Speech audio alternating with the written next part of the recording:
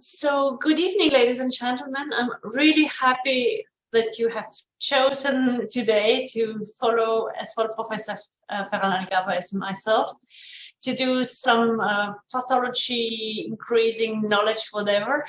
It is a big pleasure to introduce to you Professor Ferran Algaba, who works in Barcelona. We have done very often and several teaching courses together at the EAU, and I'm really very happy to work with him because he's one of the best known uropathologists worldwide. And I will start with introducing a little bit the bladder, then the prostate, and Professor Algaba will talk about kidney and testis tumors. So well, then I will start. So we will talk a little bit about the practical aspects of cancer pathology for urologists, what you really should know, what you really have to know, and especially about the novelties 2023. Well, the WHO came out recently, 22, so we will just try to introduce you and to make you familiar with all these things. Participants will get 1 CME for attending. This is very important, and in the end there will be some questions, so which are not very difficult, so please try to answer them. So what shall we classify actually? Is it useful? Well, of course it is useful because everybody uses the same nomenclature. So if I talk about a tumor, you as a urologist know exactly what I'm talking about. And not only the urologists, but all physicians, scientists, of course, also public health policy maker and the tumor registers, and also the patients will know exactly what he or she has. So it's really very important to give a correct diagnosis, a good prognosis. We are very predictive with what we say. And of course, we're getting more and more preventive with all these familiar screening and implications, which you will see very soon. So really, without a good classification, you will not be able to give a very good and meaningful research. So the new WHO has something which is really, in my opinion, very important. Every chapter is structured exactly the same, which means you have the definitions, the coding, the related terminology, subtyping, we will talk about this in a few seconds, localization, clinical features, etiology, pathogenesis, gross aspects, histopathology, cytology, if it's relevant, of course. Sorry. Diagnostic molecular pathology, essential and desirable diagnostic criteria, which in my opinion is very, very important. Staging, prognosis, and the references. So I think this is really something which is very, very important. So we have new definitions, and something which is really very important for everybody is that we will not talk about variant histology anymore, but we will talk about subtypes. Subtypes is surgical pathology. It's not molecular. For everything which is molecular, we will talk about variant histology, which is, of course, variants. You will find this in the old literature, but now really, if we talk about surgical pathology, what we do behind the microscope, it's subtype. And I think this is really very important. This is true for every chapter and for every edition, not only for urology, but also all the other editions. And some chapters, and this is very important too, are differently distributed because we realize that if we talk about, for example, neuroendocrine tumor in the bladder, neuroendocrine tumor in the prostate, and neuroendocrine tumor in the kidney, they all look the same. They have the same more or less prognosis, they have the same immune profile, they have the same aspects.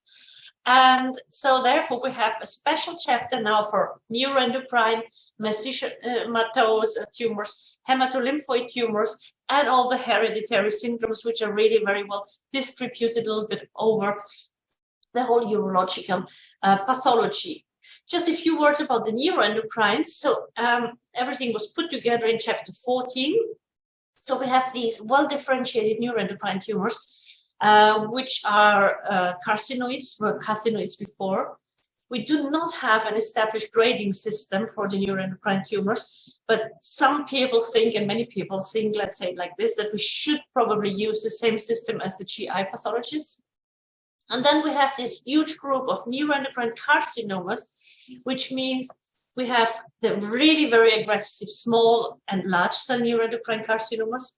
There's no real difference. It's just a little bit the size of the cells. And there are very few, let's say really very few large cell carcinomas which have been described.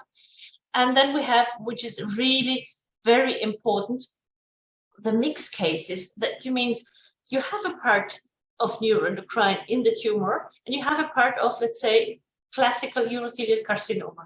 And therefore, in these cases, it is really extremely important for the pathologist and also for you as a urologist to give the percentage, because it's a huge difference whether you have, let's say, 5% of neuroendocrine tumor in this bladder cancer or whether you have 95%. So it is really up to us to do so.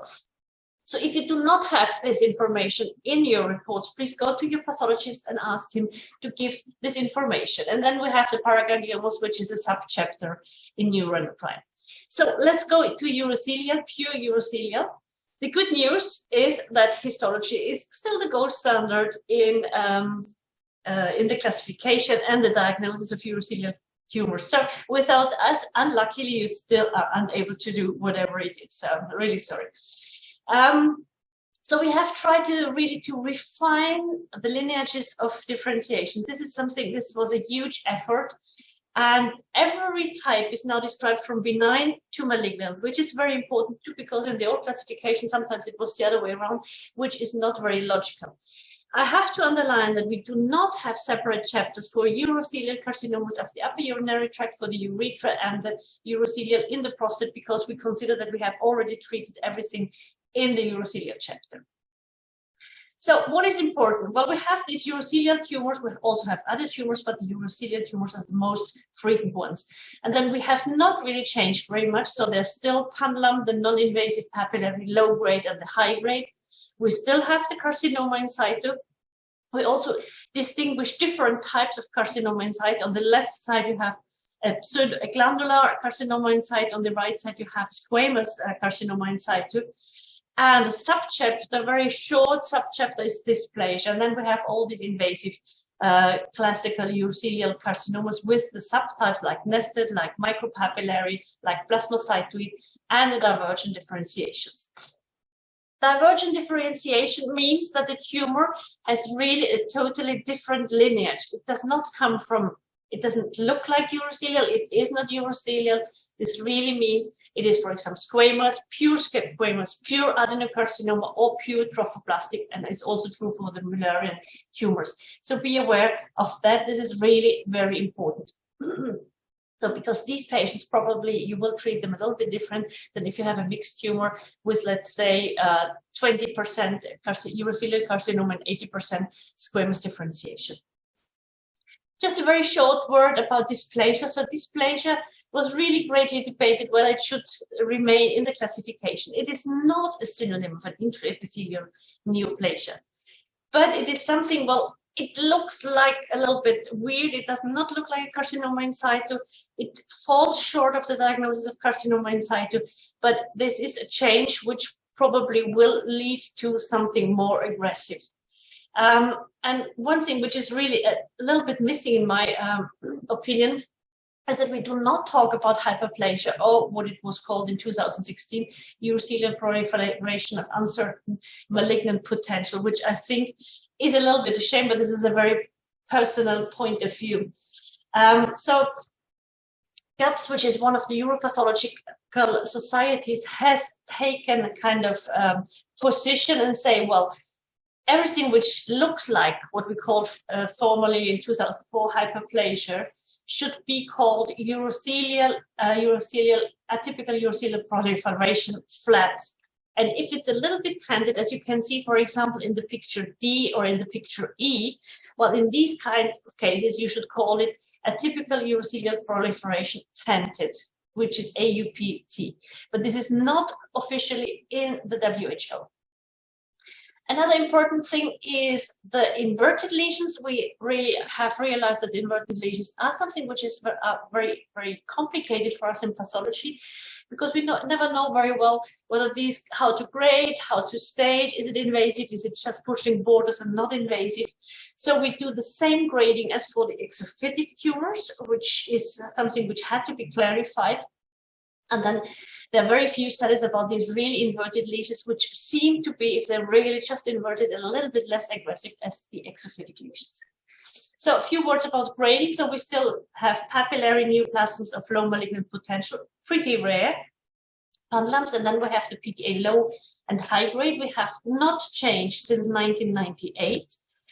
And this kind of path was really reflect pretty closely how the tumor does its evolution towards either these PTA low-grade tumors, which will relapse all the time, or whether the patient will get these high-grade tumors with carcinoma in situ and invasive tumors. This also reflects pretty well what we see in cytology with the Paris system, where we really try to sort out the high-grade lesions. And it is very well described and defined, so this is really a big impact and issue. So grading of invasive urothelial carcinoma, you know, invasive is as soon as it crosses the basal membrane and grows into the lamina propria.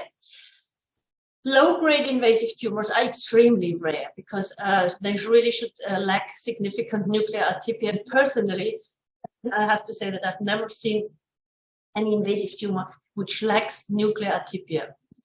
And furthermore, there are no standardized criteria to call an urothelial carcinoma low-grade as soon as it is invasive. Nevertheless, it is required to grade every urothelial carcinoma which is invasive. For most of the time, of course, it will be high-grade. And something which is really very, very important now is that all the subtypes are considered high-grade. Of course, divergent differentiation is the same. So as soon as you have, let's say, nested carcinoma, which looks pretty nice, it is a high-grade tumor. We know that they behave like high-grade tumors. And this is just to show you a little bit the debate about low-grade, high-grade. I know that EAU is debating very much the grading system. Nevertheless, we have with high-grade, low-grade a very uniform terminology with really very well detailed criteria. There's no more ambiguity, either it's low grade or it's high grade. We agree that probably we diagnose a little bit more high grade tumors than before. Nevertheless, we have a good description and the terminology is really the same for everybody. A few words about substaging, PT1. This is still a very big debate. And for example, if you had just this tumor, this would be either PT1M, microscopic, one high power field invasive tumor, or a PT1A tumor, because it's above the muscularis mucosae or above the plexus vascularis. If you have then a second tumor, this would be PT1E, either because it's more than one high power field or because it's multifocal, or here it would still be a PT1A if you do the histoanatomic landmark. If it grows beyond the muscularis mucosae or beyond the plexus vascularis, it becomes a PT1B tumor. At the very moment, the WHO does not say exactly how to do it, but they say we have this histoanatomic and the micrometric-based PT1 approach. So I think both systems are relevant, both systems are good. If the pathologist does not know because the patient has had so many resections, whatever, in these cases, of course, then we remain just with PT1. But nevertheless, everybody agrees that giving a substaging, if it's possible, is something which is important for the diagnosis. Well, we all know about the molecular. At the very moment, it's not recommended, neither by the EAU, nor by any of the pathology societies, nor by the ESMO, to do this in a systematic way, because we say we need more data. There's no threshold for a consistent application in routine pathology practice for the patient's management. Of course, you can do the testing. Nevertheless, be aware that we do not know very well how to put the cutoffs with all the immunohistochemistry, for example. Of course, you can do the testing when you want to include your patient into a very specific program, study, whatever, but it's not recommended in daily practice. A little bit the same with PD-L1. PD-L1 is a very tricky issue. Many people say it's not very useful. I leave it to you because we do not have time enough to discuss it, but be aware that people like Tom Pauls, for example, really pretty lay a little bit back, step a little bit back from PD-L1, saying, well, it's maybe not as useful as it should be. So now going to the prostate very shortly. So we formally accepted in 2022 the concept of the grade groups in prostate cancer, you know, with the grade group 1 to 5. We also accepted the term of intraductal carcinoma of the prostate. We will talk about this. We have some new types of prostate carcinoma, subtypes, microcystic and the pleomorphic giant cell adenocarcinoma. And we had a very huge discussion whether we should put all neuroendocrine tumors of the prostate into the neuroendocrine chapter.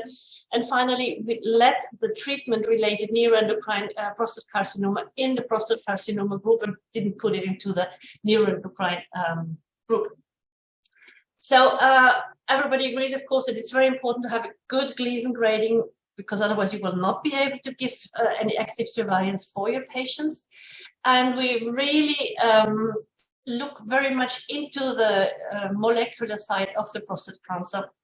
So in the hereditary tumor syndromes chapter, which is a little bit at the end, we talk very much about these all these different syndromes, like the homologous recombination repair defects, the Lynch syndrome, which does not play such an important role, of course, in the prostate, but in the upper urinary tract. We will talk very much about BRCA1 and 2, especially 2-ATM. We talk very much about these HRR defects with the PARP inhibitors, the DNA mismatch repair problems, and of course we also show that in some cases the morphology really correlates pretty well to some kind of genetic changes, like in the intraductal carcinomas and the cribriform, where we know that probably there are a little bit more mutations of BRCA2 in these kind of tumors.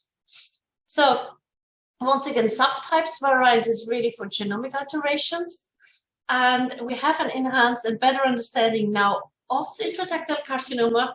And we know that we have two types. We have a small minority, which probably is a kind of C2 lesion, which really grows de novo, and all the others, which are the majority, which are late events. You have a kind of colonization. The tumor grows into the ducti and acini and of the prostate, and really kind of occupies the prostate via these pre-existing structures. We do not grade if it's a pure lesion, but normally it's not a pure lesion. Very often you have some invasive tumor by the side. Grading with invasive prostate cancer remains very controversial. There's no formal really recommendation how to do so. So on the right side here, you can see cribriform cancer. Everybody knows now that cribriform tumors are a little bit more dangerous for the patients, and if you have cribriform or intraductal, you should not put your patient into active surveillance. So this is something which really has to be retained, because these are aggressive tumors. We have a little bit higher incidence of the inherited germline alterations in the DNA repair genes in intraductal and cribriform. And well, some professional healthcare said, well, we should test every patient. This is probably a little bit too expensive and not reasonable, but nevertheless be aware, if you hear cribriform, if you hear intraductal, and it has to be mentioned in the report. If it's not in the report, ask your pathologist why it's not in the report, but it has to be there. And if you see this, you should not give active surveillance to these patients.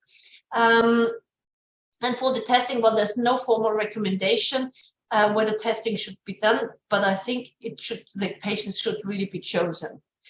Just one thing which is really interesting and important. So intraductal means that you still have the basal cells, and you can see these brown spots, which are P63 positive, which is a marker for the basal cells. So this is not an invasive tumor. And on the other side, it looks very much the same. You do not have these brown spots anymore. And this is a Gleason grade for prostate cancer, which is invasive. So be aware that sometimes it looks very much for us the same. And sometimes we really have to do immunohistochemistry to be sure that we will not get it wrong, because there's a difference whether you just have intraductal carcinoma, which is not invasive, although aggressive, or whether you have a grade 4 tumor. So once again, WHO, we have the glandular neoplasms and then many others. In the glandular, it's really important that we talk about high-grade PIN, and we do not talk about low-grade PIN anymore.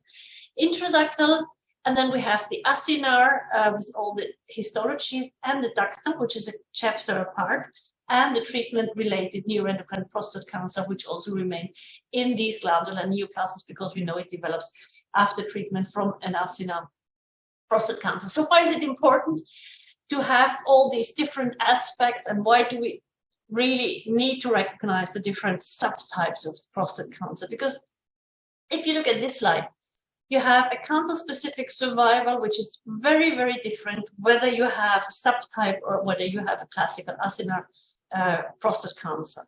And when you look on the right picture, C, which is with the cancer-specific survival, well, no surprise, neuroendocrine, which is green, of course, does very, very badly. But on the other hand, you see ductal and signet ring does more or less not very well, but at least more or less the same. And those which do really very, very well in the end are the typical adenocarcinomas and the mucinous, which do pretty well too, which have been for a long time always been given grade 4. And in the end, this was really a mistake from our side. So in the acinar group, which is the most common prostate cancer, so most of the time it's acinar. Very often pathologists don't even say acinar because it's just classical prostate cancer. So we have histological patterns, which are the atrophic acinar adenocarcinoma, the pseudo-hyperplastic, which is a Gleason grade 3, but difficult sometimes to recognize. The microcystic, the foamy gland should be graded according to the architecture, and the mucinous. Mucinous, you can just call it mucinous when you have more than 25% of the tumor surface, which is mucinous. So you cannot recognize these. Of course, on the biopsy, you can say there's an aspect of mucinous tumor, but it's not allowed to say this is a mucinous tumor. And then we have the subtypes, which is the pin-like, which is always Gleason grade 3, which looks like high-grade pin, but is a cancer. Then the signet ring cell, like the sarcomatoid, which is pretty rare, mostly seen after radiation therapy, and the pleomorphic, which is often also seen after radiation therapy. So just to show you a little bit the aspects, so this is the pin-like, which really looks like a high-grade pin. They have a very good prognosis, and really with immunohistochemistry, of course, you can sort it out because the patients do not have any basal cells anymore. Signet ring, once again, you need more than 25%. It's like the mucinous. These are really pretty aggressive tumors, and the pleomorphic, of course, even if you're not a pathologist, on the very right side, you can see this kind of tumor where you often even have problems to recognize the tumor as a prostate cancer. So very many patients have these kind of aspects after ADT therapy or radiation therapy. So short word about ductal carcinoma. We know that this is a very aggressive tumor. It is automatically always given Gleason grade 4. It spreads very often along the ducts and the acini. It is very often together with intraductal carcinoma. And we know that these patients have a higher risk, of course, to have advanced disease. They have very often T3 tumors. They have lymph node, positive lymph nodes, distant metastasis. And they have very often really bad metastatic, very short metastatic free survival. So, of course, there's one problem on the biopsy. We do not have the whole tumor. So there is the risk of understaging, of course. On the other hand, as soon as we recognize this, of course, these patients should not be in an active surveillance program anymore. And this is just a little bit how it looks. So this is on the left side, the prostatectomy, and on the right side, you have a biopsy. So others, we have, of course, this treatment-related neuroendocrine prostate cancer. You have already heard a little bit about it. These tumors are extremely aggressive. These tumors come up after 2 years of ADT therapy, and then the patients really die pretty quickly. This is a real major problem. One other type is the adenoid cystic tumor, which is extremely rare, extremely aggressive, and nobody really knows very well how to treat these patients. Then most of the time, you can see that in the middle have positive margins because the tumor really grows around the prostate and not only in the prostate. So in the end, I would like to say that the classification really evolves, and you always have to keep in mind that the WHO classification is not something which is now written into stone, but it's evolving. And when you look at the classifications, we're getting better. We see much better the morphology. We know the underpinnings. We know this morphology might be together with this and this molecular change. And it's really a stepwise approach to getting better every, let's say, 5, 6 years, whatever. So the Blue Book is very user-friendly. You can have an annual subscription. You have digital illustrations and whole mount sections. We also talk about imaging. We talk about molecular. We talk a little bit about treatment. So even if you're not a pathologist, really WHO is supposed to be for everybody who is in kind of relationship with urogenital diseases. So it's getting more and more molecular driven, and I think, yeah, we're getting a little bit better. So thank you very much. I have seen that you have some questions. I will try to answer the questions as soon as I have the possibility. So don't worry. So now I would ask Professor Algaba to give his talk. Thank you very much. Well, welcome and thanks for the assistance, people. And the topic now is the kidney tumors. And inside the kidney tumors, there are a lot of, it is not conflict of interest, of course, there are very, very important changes in the last 20 years. Notice that between the classification in 2004 until now, there are a lot of subtypes that increase in the subtypes. Why this situation? The situation was because the progressive knowledge that the genes that are involved in the hereditary cancer, renal cancer or family cancer, has also present in sporadic tumors. Thanks to these findings, many treatments, target treatments, and even immunotherapy, the present immunotherapy, was included in the treatment of metastatic situations. And for this reason, the pathologists try to look the different molecular aspects in similar morphological situations. The conclusion was that not all clear cell carcinomas, not all papillary carcinomas, not all oncocytic or eosinophilic carcinomas, or even anaplasic tumors are the same, looking similar. And in front of this situation, for the urologist, the question is, what is necessary I know after the nephrectomy? And it is necessary a genetical counsel. Is this necessary a different kind of follow-up for the risk of these patients, or it is necessary initial oncological participation?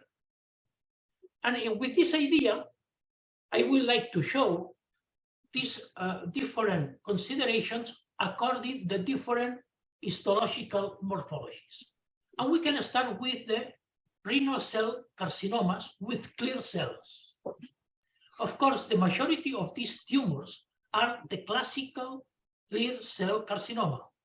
That is more than 80% of the patients. This is very well known and has the loss of chromosome 3, the short arm of chromosome 3 in the gene, the von Hippel-Lindau gene. And even in the sporadic forms, is more than 80% of the patients has this loss of von Hippel-Lindau gene.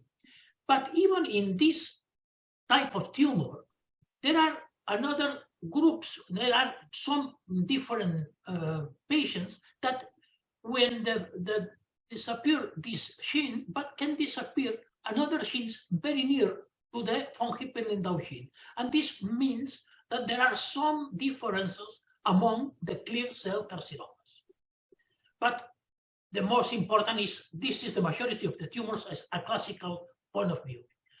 There are a minimal number of cases that in a state of loss of chromosome 3 has the loss of chromosome 8, the last arm of chromosome 8, and has a similar aspect. But this is just a curiosity. What is more important among this group of clear cells? There are a group of indolent tumors with clear cells. And one of the most interesting is this with the multilocular cystic of low malignant potential that has loss of chromosome 3, also the same as the classical, but with another additional genes in the pathogenesis. If we use a very strict criteria for the diagnosis of this entity, this tumor is almost similar to benign or with low malignant potential. Another tumor with clear cells is this. the clear cell papillary tumor. Notice that the expression is tumor, not cancer. And this tumor has no relation with von Hippel-Lindau, maybe some cases in relation with tuberous sclerosis, but sporadic or is the most frequent. And this is very, very indolent and very interesting because can be has a mistake in the diagnosis, and it's important this evidence of this kind of tumor. Among these clear cell carcinomas, what is interesting in genetic counsel? The classical clear cell renal cell carcinoma and the von Hippel-Lindau disease. That what is when is the suggestive features that the pathologist can say, be careful with this patient because can be a Hippel-Lindau disease. Of course, the age of the patients, the multifocality, the microscopic finding of small areas of clear cells in normal parenchyma and clear cell cysts. Another group is the papillary. We can see here 4 different papillary renal cell carcinomas. These 4 are completely different. This is the classical low-grade, former type 1, low-grade papillary renal cell carcinoma. This is a high-grade papillary renal cell carcinoma, former type 2. And this looks like a type 2 or high-grade papillary renal cell carcinoma, but is completely different in molecular point of view because it's secondary deficient of fumarate hydratase. And this other has a papillary pattern, but this is for translocation. Notice that in a similar aspects in low grade or in high grade has completely different molecular and treatment and prognosis. Looking for the low-grade papillary renal cell carcinoma, former type 1, because this is one of the changes in the new classification of WHO. Well, this has, in the sporadic forms, 33% of cases has CMYT mutation. This is important. And among these papillary low-grade has also different molecular and microscopical subtypes. And here we can see this, that is a biphasic squamous because it has papillary with this squamous-like, not squamous real, squamous well squamoid aspect. But notice, in the cases with a study of the CMYT mutation, 60% more than the classical. And this one is with reverse polarity. This is a papillary with eosinophilic cytoplasm, low grade, with the peculiarity of the nucleus in the apex, and for this reason, the reverse polarity. But what's happening this? 80%, 85% has KRAS mutation. Why is important this? Because there are low-grade renal cell carcinomas, but has with different mutations in CMYT, and the oncologist has in this moment treatment for these mutations, or in this case that is low aggressivity, but in case of metastasis, the KRAS expression has one another possibility for the oncological treatment. What in genetic counseling? In the papillary low-grade classical renal cell carcinoma, we need to look the possibility of this papillary hereditary carcinoma. That is, what is the indications? The age, the multifocality, the bilaterality, and the presence of a lot of small tumors and papillary adenomas. What happened with the high-grade tumors, papillary high-grade tumors? Well, for a long time in this group, there are a lot of different subtypes, but now, thanks to the molecular and the possibility of treatment, we can have some differentiation between the papillary high-grade tumor and, for instance, this is the deficient of fumarase or this translocation. What is important? Because here, the CMYT expression is very low in comparison with the low grade, but in these cases, is no CMYT loss. This is a completely different. And it is important that in some cases of this, that is without expression of humanasa, that humanasa is a normal expression in normal tissue in disease for this deficit, has the possibility to correlate with the hereditary leiomyomatosis and renal cell carcinoma, and it's necessary to look for this possibility. This tumor in a sporadic form exists, is the majority, it seems, and has a very aggressive evolution. What happened with the eosinophilic or oncocytoid cells? Well, the classical two tumors with oncocytic or eosinophilic cells are the chromophore renal cell carcinoma, of course, and the oncocytoma. Oncocytoma is a benign tumor, of course, without any problem in this aspect, but here we have the risk of aggressivity. For the reason is a renal cell carcinoma. But it is important to notice that there are some patients with eosinophilic cells that is not exactly the same as chromophore, not exactly the same as oncocytoma, and it's possible to see that it has, for deficit of succinyl dehydrogenase or eosinophilic solid cystic renal cell carcinoma, in some cases in relation with tuberous sclerosis or tuberocystic. And the interesting is these tumors are not chromophore renal cell carcinomas, are carcinomas with indolent evolution in comparison with chromophore renal cell carcinoma. And the oncocytoma is benign, but not all the tumors that looks as oncocytoma has all the immunohistochemical expression the same as oncocytoma. And for the reason, WHO recommended the use of the low-grade oncocytic tumor or vacuolated tumor that has probably not aggressivity, but is under study and is not completely sure, but is more similar than oncocytoma. What happened with the genetic counsel in this kind of tumor eosinophilic? Well, it is completely different. One is chromophore renal cell carcinoma. There are patients in relation with Bitt-Hutchinson syndrome that is only less frequent than the other same hereditary forms. And the other, this is very interesting. The cases with deficit of succinyl dehydrogenase is important to look for the possibility to belongs one of these hereditary with paraganglioma, pheochromocytoma, and even tumors in the gastric tract. And finally, the anaplasic sarcomatoid. And this is very important because all the tumors can have evolution to an anaplasic sarcomatoid differentiation. In the moment of one of these tumors, even the most indolent tumors has areas of sarcomatoid or anaplasic, the prognosis is completely different. It's a very aggressive tumor.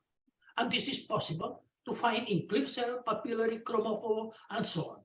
Some tumors are aggressive or anaplasic at the start. For instance, the collecting duct carcinoma and the medullary carcinoma.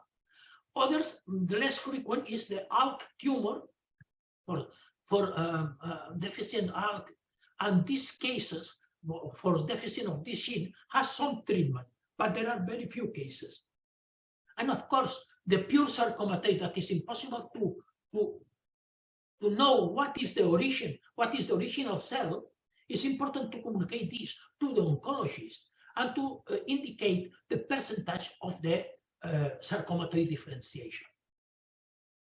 Well, in summary, all these different subtypes that is important to consider in the moment of the diagnosis, and the urologist in the moment to see the report, to be able to distinguish when it's a classical clear cell or a tubulopapillary clear cell or another eosinophilic and so on. This difference, because there are tumors that are low aggressivity. The green are low aggressivity by itself. Other tumors are high aggressivity by itself. And the most frequent, of course, clear cell renal cell carcinoma, papillary renal cell carcinoma, chromophore renal cell carcinoma are more aggressive depending on the grading and the staging. And this is important because also the oncologist has looking for different treatments in metastatic situations. And it is important, this sub-classification in the mixture of morphological and molecular and genetical to look for these different kind of treatments in metastatic situations. And now we can look for the germ cell testicular tumors. Well, the germ cell testicular tumors are not many changes. The classification is the same as the previous classification in 2016. But I would like to consider some interesting aspect of this classification, because for urologists in some moments is some difficulty, because it's a difficult type of tumor. When we study the germ cell testicular tumors, according to the age of the patient, we can see three different groups: the tumors in newborns, in adolescents or very young adults, and in elderly. And it's different, the subtypes, the microscopical subtypes, and the incidence. If we put, or communicate, this is type 1, type 2, and type 3, we can study what are the difference. And the first aspect that claim our attention is this. In these both groups, there are teratoma and yolk sac tumor, and here are teratoma and yolk sac tumor. But we know perfectly that this teratoma and this yolk sac tumor, biologically and clinically, are completely different to this yolk sac tumor and this teratoma. Why this? When we look for type 1, 2, and 3, newborn, adolescent, and elderly, the genotype, and it's very interesting, this has less changes of genotype, and the changes here are different. More than this, interesting, the isochromosome 12, that is very typical of germ cell tumors, is absent in type 1 and type 3, but present in type 2. That is in correlation with the in situ lesion or the intratubular germ cell neoplasm, that is absent in type 1, in type 3, but present in the majority of cases in the adolescents and young people. And the origin, probably the original cell is different. Well, that means that in the classification of WHO has two big groups. Tumors derived from the germ cell neoplasia in situ. This is the germ cell neoplasia in situ. Notice the malignant cells in all the intratubular without other germ cells. This is a normal seminiferous tubus. Derived from this neoplasia in situ has the classical, the seminoma, the embryonal cell carcinoma, yolk sac tumor postpuberal type, trophoblastic tumors, teratoma postpuberal, and teratoma with the malignant differentiation. And among the tumors related with intratubular in situ has the spermatocytic tumor, previously considered as spermatocytic seminoma, but is avoid the expression seminoma to avoid any confusion with seminoma, and the teratoma and yolk sac tumors prepuberal type, and of course the mixed. Well, that means that has this wide quantity of submorphologies. But be careful, don't worry. I don't try to explain every one of these because this is problems of pathologists to identify. But notice that the majority of tumors and subtypes belongs to derived from intratubular in situ lesion, and the minority from not related with intratubular in situ lesion. But I would like to consider some aspects of some tumors. For instance, seminoma. Seminoma is in relation with intratubular in situ germ cell, and is the majority of the tumors. 50% of the type 2 tumors has seminoma, and belongs to many other mixtures. But it's interesting to advise that cases with seminoma and with syncytial trophoblastic cells, the same as these. These are syncytial trophoblast cells with human chorionic gonadotrophin human secretion by immunohistochemistry, is one of the possibilities in seminoma. And this is not a choriocarcinoma, is not a trophoblastic tumor. This and even the evolution and the clinical implication of these cells is nothing. It's not an aggressive way. This is very important aspect. Another aspect is, sorry, the other way, is this, the postpuberal type teratoma. The postpuberal type teratoma is malignant teratoma, has the capacity to malignancy and to metastasis in retroperitoneum and so on. But in some cases has an additional malignancy, that is the postpuberal teratoma with somatic malignant transformation in carcinoma or in sarcoma or even in neuroectodermic tumor or nephroblastoma. This is an additional malignancy to the teratoma malignant.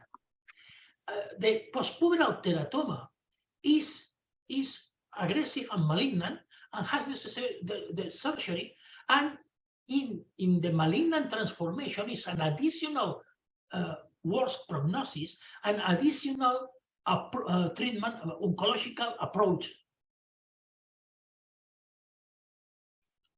Tumor without relation with intratubular in situ lesion, the spermatocytic tumor. The spermatocytic tumor is a peculiar tumor. It's only present in the testes, not in retroperitoneum, not in the mediastinum, not in the ovary. Is not in situ lesion, of course, and is not aggressive, not metastatic, except if happen this sarcomatoid transformation. This sarcomatoid transformation has changed completely the treatment and changed completely the prognosis, of course, and happened a little similar to the kidney. Remember that in the kidney, any tumor with sarcomatoid or anaplasic differentiation, even in indolent tumor, has a marker of aggressivity and bad prognosis. This is so infrequent, of course. What happened with the prepuberal teratoma? The prepuberal teratoma is benign tumor. It's completely benign. And is benign, has a mixture of different tissues with the seminal tubules are completely normal, no in situ lesion, has the epidermoids, the dermoids, and even it's possible to see neuroendocrine tumors, the type of neuroendocrine tumors, type carcinoid, low, grade 1, grade 2. This is the most important. Well, in conclusion, in germ cells, we have these different subtypes, and we have the prepuberal teratoma in the type 1 newborn, has a benign lesion. We have the prepuberal jaw sac tumor without relation with in situ lesion, but is aggressive, but because it's small, it's possible to find very early, is pure, in the majority of cases is pure, and the strong treatments at this moment has a good prognosis. Even 100% of these patients has completely cured. What happened with the majority of tumors? The type 2 or intratubular, of course, and seminoma and so on, has in relation the prognosis of the subtype. It's not the same, one seminoma and one embryonal cell carcinoma or trophoblastic tumor. Not the same, one intratesticular tumor is small, one metastatic. This is the majority of cases. What happened in the elderly type? Spermatocytic tumor is benign, but once again, be careful if there are some sarcoma areas that is malignant. That means that the study and the precise the necessity of a very important sampling of the specimen. Well, this is the both topics, and this is the final idea. Not all that looks the same are the same. Thank you.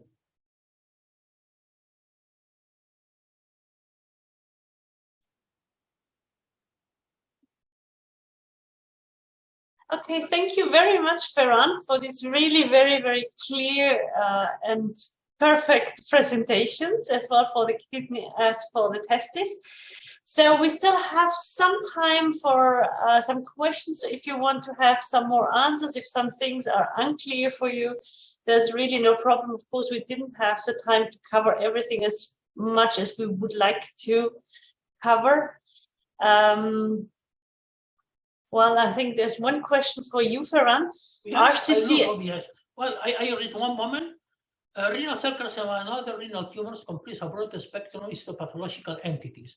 And what is the biggest challenge for pathologists in kidney tumors?